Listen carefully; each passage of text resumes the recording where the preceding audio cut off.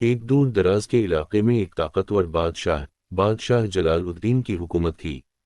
جلال الدین نہایت عقل مند اور رحم دل حکمران تھے۔ ان کی حکومت کے دوران سلطنت میں امن و امان اور خوشحالی کا دور دورہ تھا۔ بادشاہ جلال الدین کی ایک خوبصورت اور ذہین بیٹی شہزادی زینب تھی جو اپنی عقل و دانش اور حسن کی وجہ سے سلطنت بھر میں مشہور تھی۔ شہزادی زینب کی عمر جب شادی کے قابل ہوئی تو کئی ریاستوں کے شہزادے اور امراء نے اس سے شادی کی خواہش ظاہر کی۔ بادشاہ جلال الدین نے سوچا کہ اس کی بیٹی کی شادی کسی ایسے شخص سے ہونی چاہیے جو نہ صرف ظاہری طور پر بلکہ باطنی طور پر بھی بہترین ہو۔ اس لیے بادشاہ نے 3 شرائط مقرر کیں جنہیں پورا کرنے والا ہی شہزادی زینب کا ہاتھ حاصل کر سکتا تھا۔ بادشاہ جلال الدین نے اعلان کیا کہ پہلی شرط یہ ہے کہ امیدوار کو اپنی دانائی کا ثبوت دینا ہوگا۔ اس نے تمام امیدواروں کو دربار میں بلایا اور ایک مشکل معمے کا اعلان کیا۔ ایک شہر میں 7 راستے ہیں جو ایک دوسرے سے جڑے ہوئے ہیں۔ ہر راستہ دوسرے راستے سے ملتا ہے۔ تمہیں اس شہر کے تمام راستوں سے گزرنا ہے، لیکن کسی راستے سے دوبارہ نہیں گزر سکتے۔ تمام امیدواروں نے کوشش کی، مگر یہ مسئلہ اتنا پیچیدہ تھا کہ کسی نے صحیح جواب نہ دیا۔ آخرکار ایک نوجوان شہزادہ علی نے آگے بڑھ کر مسئلہ حل کیا۔ اس نے نہ صرف شہر کے تمام راستے پار کیے بلکہ بادشاہ کے سامنے اپنے حل کی منطق بھی پیش کی۔ بادشاہ جلال الدین نے شہزادہ علی کی دانائی کو سراہا اور اعلان کیا کہ وہ پہلی شرط پر پورا اتر چکا ہے۔ بادشاہ نے دوسری شرط کے طور پر بہادری کا امتحان رکھا۔ اس نے اعلان کیا کہ امیدوار کو جنگل میں جا کر ایک خطرناک شیر کا سامنا کرنا ہوگا اور اسے زندہ واپس آنا ہوگا۔ شہزادہ علی نے بغیر کسی ہچکچاہٹ کے اس شرط کو قبول کیا۔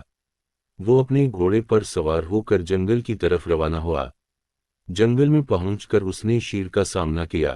شیر نہایت خونخوار تھا، مگر شہزادہ علی نے اپنی بہادری اور حکمت عملی سے نہ صرف شیر کو قابو کیا بلکہ اسے واپس دربار میں زندہ لے آیا۔ بادشاہ جلال الدین نے شہزادہ علی کی بہادری کی تعریف کی اور کہا کہ وہ دوسری شرط پر بھی پورا اترا ہے۔ تیسری شرط کے طور پر بادشاہ جلال الدین نے رحم دلی کا امتحان رکھا۔ اس نے اعلان کیا کہ امیدوار کو اپنی رحم دلی کا ثبوت دینا ہوگا۔